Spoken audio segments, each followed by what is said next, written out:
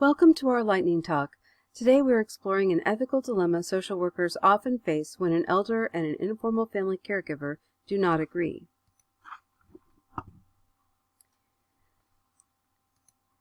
In 2011, more than half of the estimated 18 million informal caregivers providing care to a family member age 65 or over were the children or grandchildren of the family member. This is a time of life involving a role reversal in who provides and who receives care, the child now providing care for their parent. The social worker can assist in conflicts that arise regarding the older person's right to self-determination, autonomy, and who gets to decide. What is the social worker's role in helping family caregivers and elders with those conflicts? Per the NASW, the guiding principles of support, assessment, and intervention can apply to the needs and goals of the whole family system, both the older adult and their family caregivers. Assessment of the family system, careful consideration of social work values and ethics, and application of listening, empathy, and conflict resolution skills can guide social workers in facilitating optimal outcomes for all involved. Who decides when weighing choice versus risk? In this illustration, an elderly man, Mr. S., wants to continue driving while his daughter wants to take her dad's keys away because she doesn't think he's safe to drive anymore.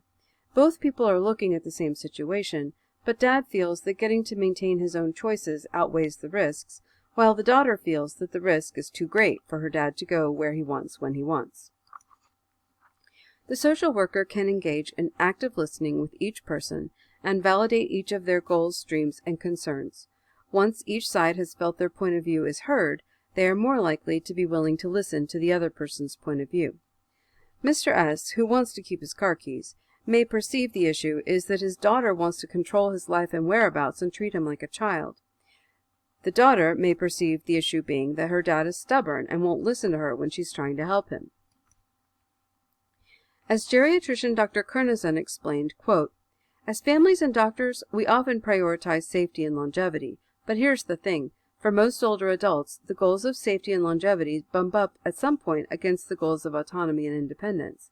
Most conflicts that older adults have with their families end up revolving around this dilemma. Safety is important, but don't fall into the trap of assuming it should always be your family's #1 priority, because when faced with a trade-off between safety and autonomy, most older adults choose autonomy." So back to our example of the family caregiver and her dad. After each person has identified and shared their goals, the social worker can ask each person if they would be willing to consider ways they could address the other person's concerns. The older person might say their goal is to continue driving, but when examined deeper, actually see that they perceive driving as a means to an end of their deeper goals, like being able to age in place in their own home, being able to go to activities they enjoy, not feeling like a burden or a dependent of their children, being autonomous adult, the one in control of their own day-to-day activities and schedule, and getting to spend time with family and friends. The family caregiver might say their goal is to get her dad to listen to reason, but drilling down into the real issue, she feels it's a safety issue. She wants to stop her dad from driving because she fears he's going to wreck his car and kill himself or someone else, and then she will both lose him and also feel guilty that she's partially at fault in his death or someone else's death because she did not push harder for him to give up driving. Each participant might do a structured problem-solving worksheet for their problem or goal, remembering each person may perceive the problem or goal differently. Say that the elder now realizes his daughter thinks he's not safe to drive, not she wants to control him. So his goal then becomes to assure her of his safety in driving, or to decide for himself that he's not safe to drive, thus making it his idea he's not driving, not that his child is not allowing him to drive. The social worker provides this resource to Mr. S. and his daughter for consideration. The only point on this worksheet that he immediately recognized as relevant was the one about family expressing concern about his driving. So Mr. S. decides to look into further information from AAA, since he's been a AAA member for years, to investigate some of the tools and tips they offer. Mr. Smith learns that AAA provides a free self-assessment for older drivers to rate their driving. He decides to take the self-assessment and provide the results to his daughter because he feels confident that he can be objective about his abilities. After taking the self-assessment, Mr. S decides that To objectively reassure his daughter of how capable and safe a driver he is, he should get a professional assessment. In instances where a person's self-assessment does not seem objective or accurate, there are two options to consider for professional evaluation of driving. One is a certified driving skills evaluator, and the other is an occupational therapist driving rehabilitation specialist. After implementing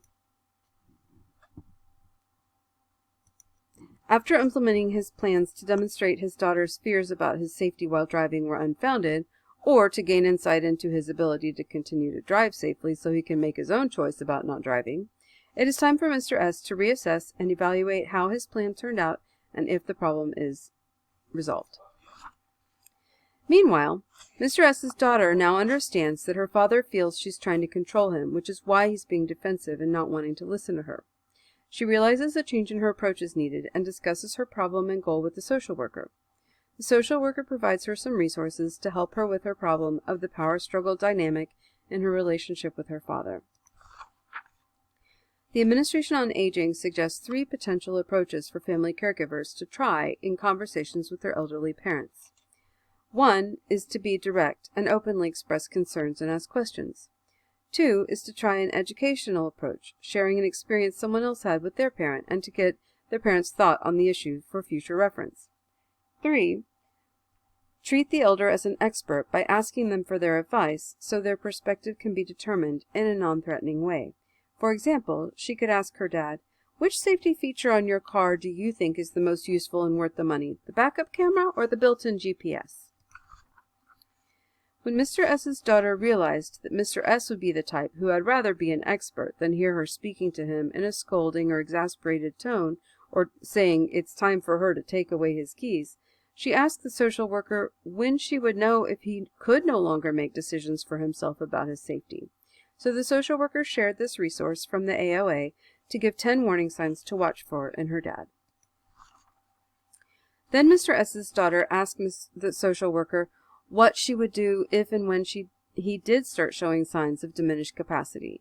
So the social worker provided resources about self-determination and person-centered planning, promoting the elder's self-determination within the parameters of his abilities rather than removing his rights. In a way, everyone uses supported decision-making. If a person consults a mechanic to see whether the repairs a car needs are worth making versus calling the car totaled, they're practicing supported decision-making. That is, they know that they need information and guidance from someone with resources and knowledge they don't share in order to make the best choice for themselves in a particular situation.